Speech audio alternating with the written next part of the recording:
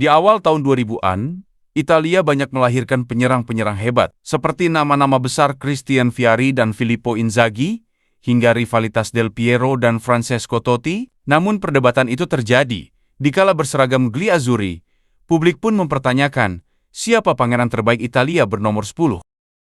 Publik Italia melihat Totti dan Del Piero sebagai dua sisi dari koin emas yang sama, dua pangeran sepak bola yang saling menghormati, dua nomor 10 yang ditakdirkan untuk membawa kejayaan bagi Azzurri. Namun di balik layar, di dalam koridor-koridor pusat latihan Coverciano, sebuah perang dingin yang sunyi sedang berkecamuk. Selama 2 dekade terakhir, tidak ada kisah persaingan internal timnas Italia yang lebih menarik perhatian daripada hubungan Francesco Totti dan Alessandro Del Piero. Ini bukanlah persaingan personal yang penuh sengketa seperti Maradona Passarella atau layaknya Ronaldo Romario, tetapi ini sesuatu yang lebih subtle. Pertarungan dua identitas kultural Italia Utara dan Selatan antara Roma dan Turin. Totti di Roma identik dengan nomor 10. Begitu juga Del Piero di Juventus dengan nomor 10. Mereka berdua pangeran di klubnya masing-masing. Lalu ada pertanyaan di Italia pada dekade 1990 hingga 2000 silam. Siapa pangeran nomor 10 terbaik? Siapa penyerang terbaik di Italia antara Totti dan Del Piero?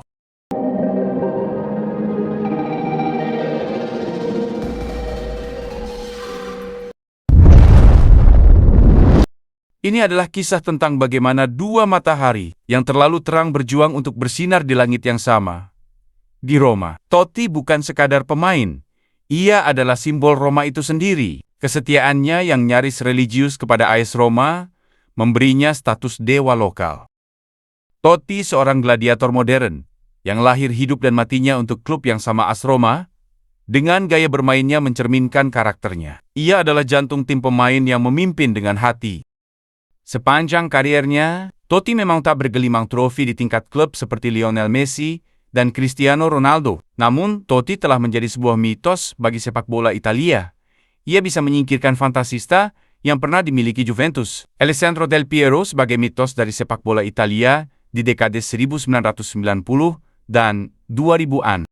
Di Turin, Del Piero adalah kebalikannya. Ia sempurna, seorang elegan yang tenang, penuh perhitungan. Ia tumbuh besar dalam budaya style Juve, yaitu efisiensi, profesionalisme, dan kemenangan di atas segalanya. Del Piero seperti seniman yang bekerja di dalam mesin industri yang teratur.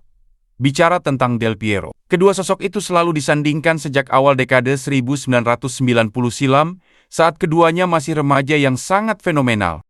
Jika merujuk pada jumlah trofi, Totti kalah jauh dari Del Piero. Dalam pencapaian Scudetto, Del Piero merasakannya hingga 6 kali bersama Juventus, sementara Totti hanya sekali bersama Roma. Begitupun dalam total trofi yang pernah diraih. Totti hanya meraih 3 trofi, semuanya di kompetisi domestik, sementara Del Piero sudah 16 trofi mayor, termasuk 1 Liga Champions. Namun, juru taktik legendaris Italia, Fabio Capello, pernah menyatakan, 1 Scudetto di Roma sama artinya dengan 10 di Turin. Persaingan Del Piero dan Totti mungkin bisa disandingkan dengan persaingan Cristiano Ronaldo dan Lionel Messi. Persaingan antara Totti dan Del Piero di timnas Italia menjadi perdebatan di kalangan penggemar. Del Piero memimpin blok Turin, didukung oleh pemain Juventus yang selama bertahun-tahun mendominasi skuad Azzurri. Perpecahan kultural ini mungkin tidak pernah jadi masalah seandainya tetap terkurung di klub masing-masing. Tetapi di Coverciano, markas timnas Italia di Florence, ketegangan itu dibawa ke panggung nasional. Di ruang rapat taktis, papan formasi sering hanya jadi urusan kedua. Urusan pertama, politik. Totti atau Del Piero, seorang mantan staf pelatih dari era itu, pernah berbicara kepada jurnalis. Setiap keputusan terasa seperti pilihan politis. Jika Trapattoni memilih Totti, media utara menuduh tunduk pada Roma. Jika Del Piero yang dipasang, pers selatan berteriak Juve mengendalikan timnas. Para pelatih berjalan di atas tali tipis. Tak hanya melawan lawan, tetapi juga melawan opini publik yang terbagi. Giovanni Trapattoni, salah satu pelatih paling berpengalaman Italia, mencoba berbagai solusi. Ia pernah memainkan keduanya bersama-sama dalam formasi canggung, pernah pula merotasi mereka. Seringkali, salah satu dari mereka dikorbankan ke sayap posisi yang bukan habitat alami dan hasilnya tumpul. Italia pun membayar mahal. Piala Dunia 2002 berakhir pahit di tangan Korea Selatan. Euro 2004 pun gagal, dengan skuad yang bertabur bintang itu seperti dua magnet yang saling tolak. Baru pada era Marcelo Lippi lah, solusi elegan ditemukan. Lippi bukan sekadar ahli taktik, ia juga diplomat ulung. Ia menyadari mustahil menjadikan keduanya setara di pusat orbit. Maka ia menetapkan hierarki fungsional. Totti sebagai trequartista utama penghubung lini tengah dan serangan.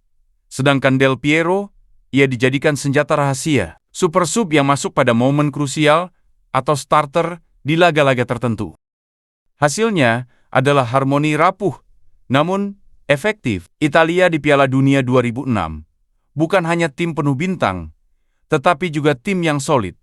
Totti menjadi otak kreatif. Del Piero muncul dengan gol penting melawan Jerman di semifinal, momen yang menutup mulut kritik. Italia pun mengangkat trofi emas di Berlin. Italia akhirnya menaklukkan dunia pada 2006. Namun selalu ada pertanyaan abadi yang tetap menggantung. Berapa banyak lagi yang bisa dimenangkan jika dua pangeran terbesar mereka benar-benar bisa bersinar secara bersama, bukan hanya berdampingan? Gimana pendapat kalian? Tulis opininya di kolom komentar.